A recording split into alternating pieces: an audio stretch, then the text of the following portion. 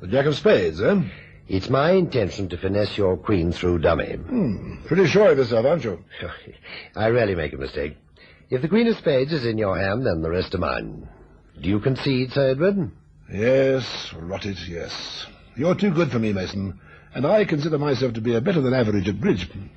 Anyway, thanks for the game, you two. Pleasure. Any time, Sir Edward. I'd like to partner you in a game sometime, Mason. How does a person get hold of you? Oh, I suppose the office is easiest. Assignments unlimited. It's in the book, Grosvenor 5995. Grosvenor? That's in the West End, isn't it? Yes, we're at 33 Half Moon Street.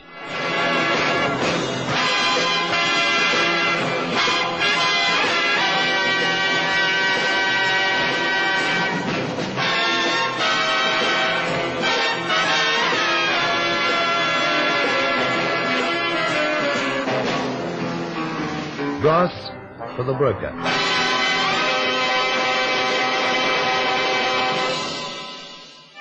Tanning Row is a gloomy part of the East End of London that sadly survived the Holocaust of war. Cramped into its bleak tenements are the labourers and layabouts of Dockland, the decent and the despicable. Here, cheek by jowl, swarm the manipulators and the manipulated, a kaleidoscope of humanity shuffling to and from its means of survival. Into a damp, grey, barn-like building moves a girl. She moves with a purposeful tread, her head held high and hooded against the bitter wind that moans in from the river. Her progress is halted by the voice of an old man, sitting in the doorway snuffling his dewdrop nose with an imperious air of poverty. Hey, here! Where do you think you're going, eh? I'm on official business. Hey, what official business? I have to see the Union Secretary about my dad.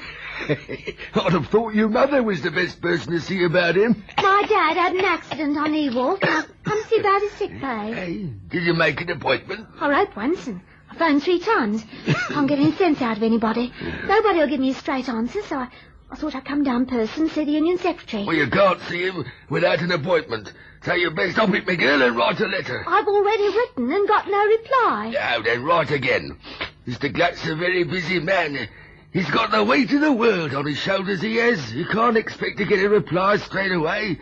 Your old man ain't the only one what's had an accident, you know. But he's been 3 weeks already off. We can't live on fresh air, and Dad's supposed to have special food and all that. You're breaking me heart. Special food. Go on, up it. It's a rotten swindle, that's what it is. A rotten swindle. Now, you better be careful what you say, or I'll have you run in. This is a trade union, and a trade union's the working man. And the working man is the country, don't you know that? No, and I don't want to neither. All I want is some of the money that's due to my dad.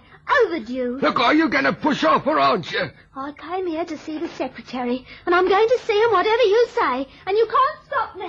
Hey, here! Hey, come back here! Hey! Well, look what dropped in. Oh, Is that old Backer whistling? Can't say I blame him, even at his age. Now, me, I'd whistle this way. I'm looking for the Union Secretary. Can you help me? Oh, there you are. It's the charge office for you now, you little blighter. I'll hand you over to the cops. What's this racket all about, Backer? It's this flimity piece, boss. Asked to come inside when she ain't got a permit, and when I tells you to scarp her, she nips past me and comes in here. But I'll have her in the cooler in 2 shakes now. It's all right, Backer. I'll handle this. Get back to your sentry box. But, boss, she got a claims complaint. Did you hear me, Backer? Or have you got cloth ears? Yes, boss. I'll see you later. Come over here. If you did run past him without permission, he can have you locked up for trespass. Oh. That's better. No sense in making trouble for yourself, is there? Now, sit down. Well, go on. Now, what's the trouble with you? I want to see the Union Secretary. That's what you said the first time. Well, you've come to the right place. That's me. You? Henry Glutt at your service. You know, you're pretty. What's your name, kid? It's about my dad. What's your name? His name's Bert Layton. Your name? Winnie Layton. Well, now, I'm glad you came, Winnie. I like you. Keep your hands off me. Now, you don't have to be unfriendly. Supposing you pick up that chair, sit down quietly and tell me all about it, eh? All right, then.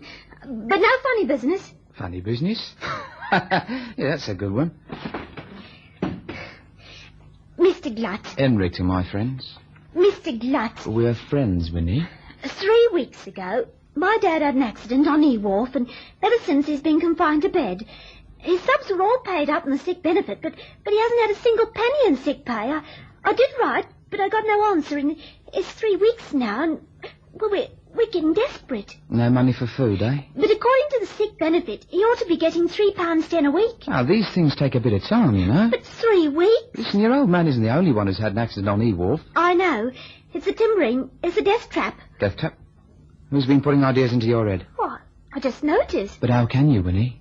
Nobody's allowed out onto the wharf unless they can show their union card. And you're much too pretty to own cargo with the dockies. So don't let's hear any more about death traps and timbering, all right? That's my girl. You know, sometimes these things are best left alone. I suppose I make you a personal loan until your old man's sick benefit comes through. Oh, could you, Mr. Clutter? Henry, you could deduct it from the benefit the minute the money comes through. Oh, I wouldn't do that, Winnie. After all, that would make the loan impersonal, wouldn't it? How about tonight after work? I could call round for you. Oh, thanks, Mr. Glutter. I can manage without that sort of loan, thank you. Oh, I think a lot of yourself, don't you? Then I suggest that you take old Backer's advice and go home and wait. Oh, and while you're at it, ask your old man for a copy of his benefit agreement and read it. If he had the accident on E-Wharf, you might regret turning down my generous offer. Then I'll go to a lawyer. That contract your old man signed with the union was drawn up by a lawyer. Help yourself, kid. I'd always want at least 5 guineas in advance. That's 5 quid and 5 bob. Think it over, kid. Show the lady out, Backer. Right, boss. Blimey, don't you go around knocking around here, blimey.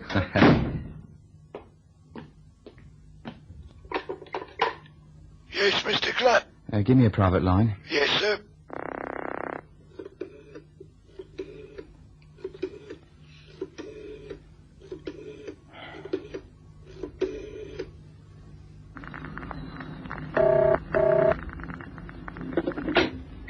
Yes?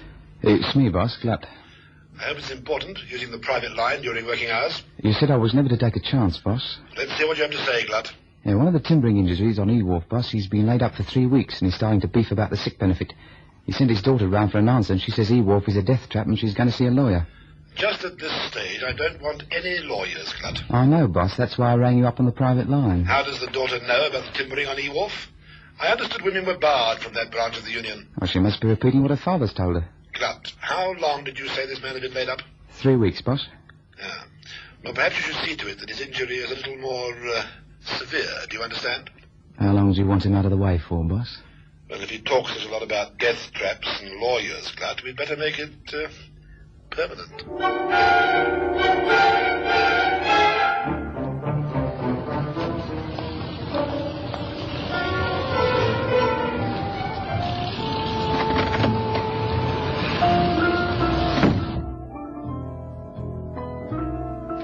Is that you, Winnie? Yes, Dad.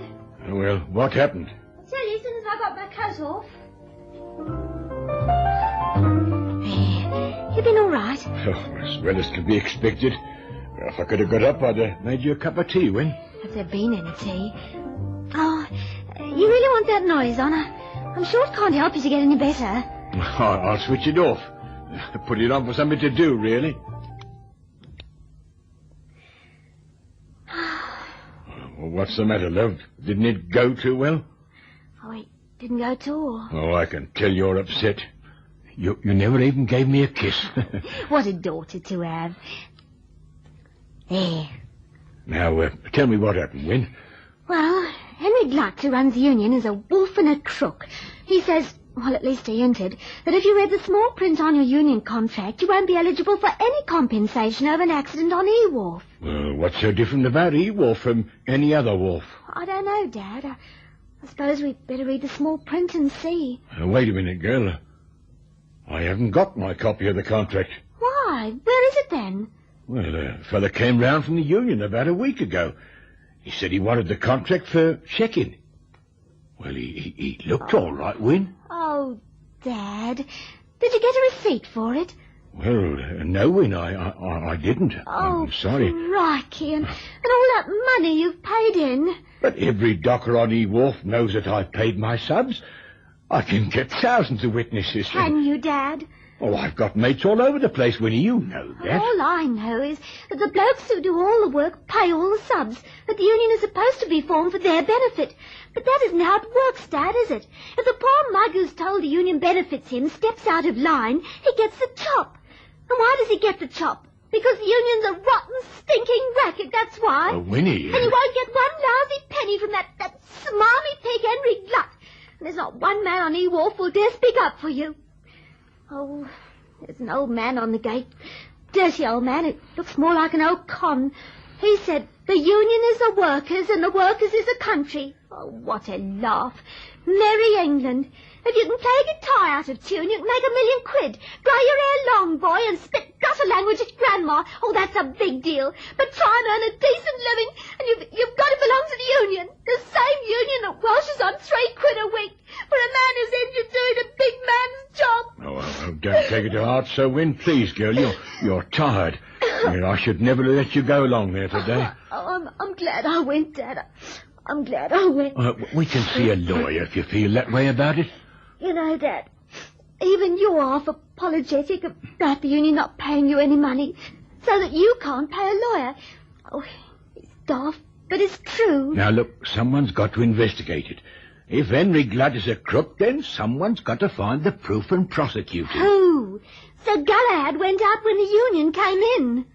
I know a bloke who might help us, Win. We can't bank on it, but I've known him on and all for a good many years.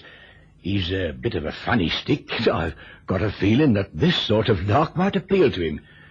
Marmaduke Bray is his name, and he works for Assignment Unlimited at 33 Half Moon Street. Marmaduke Bray is one of those meticulously honest people who feel obliged to account to someone for their every action. So it was that he told me all about the Dockers' Union on E-Wharf and the nefarious activities of the union secretary. He didn't have to tell me, but he did, and I'm pleased he did, because he gave me the opportunity of lending a hand in the destruction of the big boss. Well, Glutt, what have you done about the big mouth Bert Layton? Oh, I'm just waiting until tomorrow, boss. It's a bit cagey trying anything in Tanning Lane on a Sunday. You can't see one end of the street from the other for Salvation Army bands. But since he hasn't received a penny from us, he might be desperate and try to get to work tomorrow. They usually make a new start on a Monday. It would be very unfortunate if anything happened, Glutt, between now and the auditors' meeting. If Bert Layton does wander back to work tomorrow, you will see to it that he's put back on E-Wharf, won't you? Leave it to me, boss. I am leaving it to you, Glutt. And don't let me down. There'll be the usual bonus, of course. Thanks. You can take it as read that whether Bert Layton goes back to work or not tomorrow, he'll be in no condition to see any lawyer.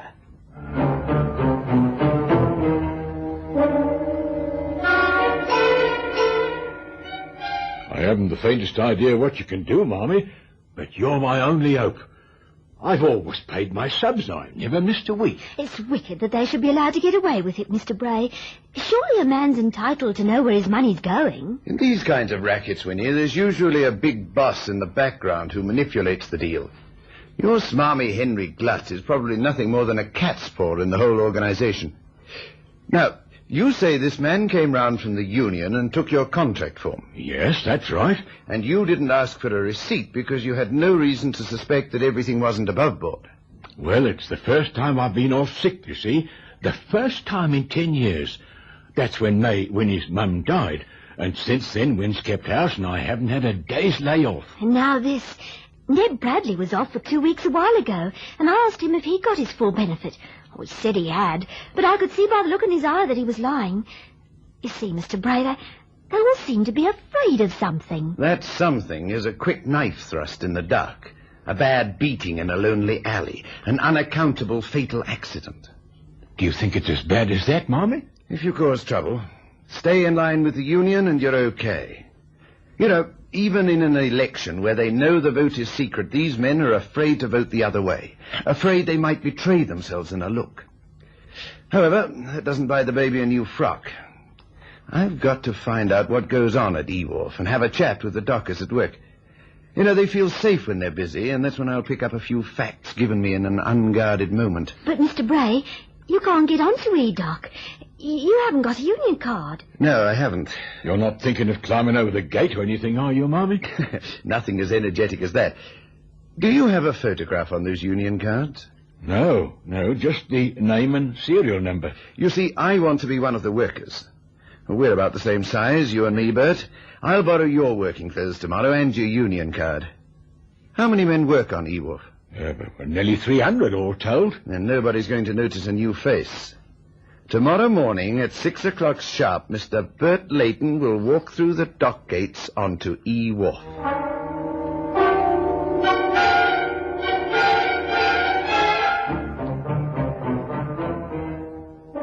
Now, let me see. If I finesse your king of clubs through dummy, and that's exactly what I'm going to do, then my queen is good, and I have the last trump. Agreed? Yes? A small slam in hearts. Mason, you're the best partner I ever had. Fabulous bidding. Game and rubber. Well, who's for another? Oh, nobody. All right, then I'll buy you a drink. I never thought we'd make it a small slam, Mason. I confess I had the jitters when you bid up to it. If you'd let a diamond on the second lead, you'd have made a grand slam. I bid 6 to give you a marginal error of 1. Are you suggesting that I threw a trick away? No. Oh. I'm telling you that you threw a trick away. You've got a confounded impertinence, Mason. And a truculent partner, it seems. It is, after all, only a game, Sir Edward, and the stakes were a penny 100. Yes, I suppose so. But I still think it's a dirty trick to diminish my triumph. You place a great store on being successful, don't you? It's more necessary to me than life. Fame is the spur and all that jazz. Oh, scoff if you like, but I have a title, and that elevation from my beginnings as a dock labourer.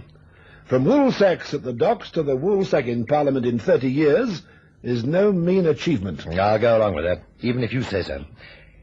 Tell me, Sir Edward, do you know anything about dockers' trade unions? Oh, great jumping. Catfish, old boy. I'm the chairman of half a dozen of them. I ought to know. Why do you ask? I wondered how compensation is paid to men who are injured working on the job. Well, they have a sick benefit which pays them enough to live on when they're sick. More than we did in my day, I can tell you. I didn't mean sickness. I was referring specifically to an injury. Well, now there we have to watch it a bit. The law will not allow us to extract an indemnity signature from the worker, so when he gets hurt, we have to be careful that he doesn't get any big ideas and sue the company responsible. You have to watch it carefully, you know. The whole place is full of barrack room lawyers these days. Fortunately, most of the workers are too ignorant or too stupid to do anything about it. That sounds great coming from a Labour MP. Well, the truth is, old boy, I never could stand the smelly proletariat. But don't let my voters know. So it's vested interest that the dock is up against. That's right, old boy. Vested interest. Beautiful word, that, Now let's have that drink, shall we? After all, it can't concern you, can it? Or your men, for that matter.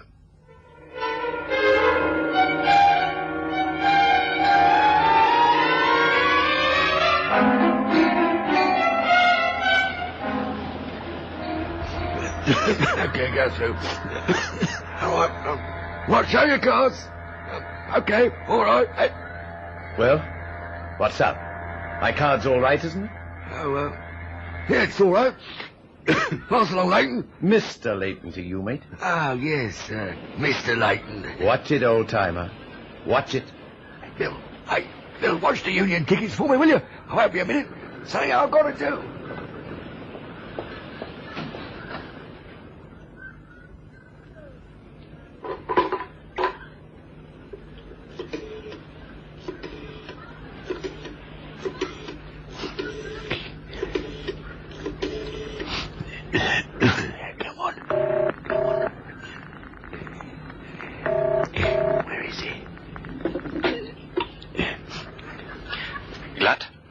He's here, boss. He's come to work. It's him.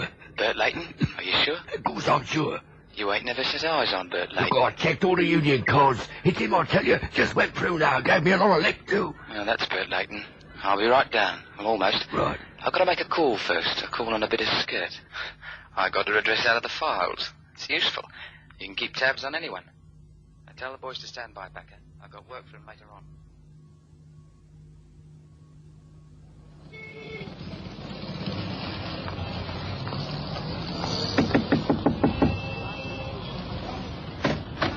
Hello, Winnie. Surprised to see me? You, Henry Glutt. What you doing here? I heard your old man's gone back to work. Yes. Yes, that's right. You can't come in. Oh, yes, I can. It looks bonkers gassing on a doorstep, and anyway, I bet you're all alone. That's better. That's much more cosy. And you're a cosy little piece, Winnie. Leave me go. Leave me alone. Just a little kiss to start off with, eh? You pig. The fellas are all mad at your old man, Winnie. They say he's got too much lip. I wouldn't be surprised if he didn't get beaten up real bad. Do you know that? Beaten up? Oh, no. Of course I can stop them. They listen to me, Winnie. Oh, you've got to stop them, Henry. You've just got to. All right, there's no hurry. Now, if I promise to go down there and talk reason to them, I shall expect a reward. Get me, Win? What's the matter, baby doll? I'm not bad looking now, am I? They used to call me Babyface when I was hoisting wool sacks. Come on, baby. Just relax. It's marvellous. Here, who the blazes are you? What are you doing in my house? Dad? Your house? What's your name, mate? Bert Layton. Winnie, who is this greasy yob? Then if you're Bert Layton, who was it went into Ewolf this morning on your union card?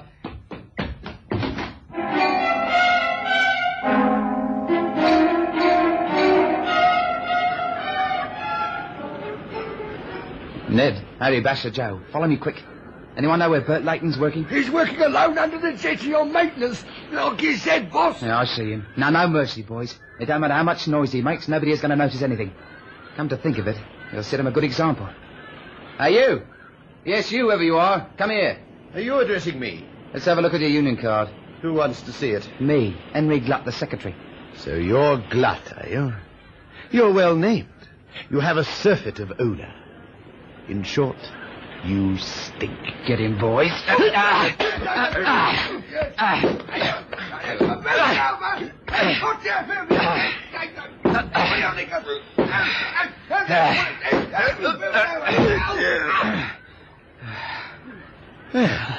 enjoyed that. Haven't had a good fight in months. Oh, no, Glutt. Don't try and sneak away. It's your turn now. Don't you touch me. I'm the secretary. I won't touch you for longer than necessary, I assure you.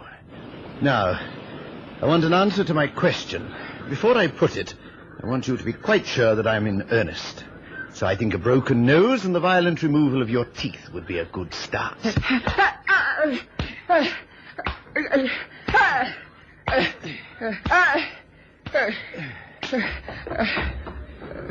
Now the question. Is this wharf insured against accidents? No, it ain't. Don't hit me again. Is it insured at all? No, it ain't. Oh, boy. Somebody's going to be very sorry he didn't shell out a little brass for the broker. Suddenly, my bridge partner in the club, Sir Edward Carpenter, became conspicuous by his absence. I asked one of our erstwhile opponents what had happened to him. Carpenter? Didn't you read about it? Oh, awful scandal, old boy. He owned a wharf, apparently, and didn't insure it. Well, the inevitable happened. It burnt to the ground one night and left Carpenter bankrupt. He couldn't take it, poor fellow. Shot himself with his army revolver.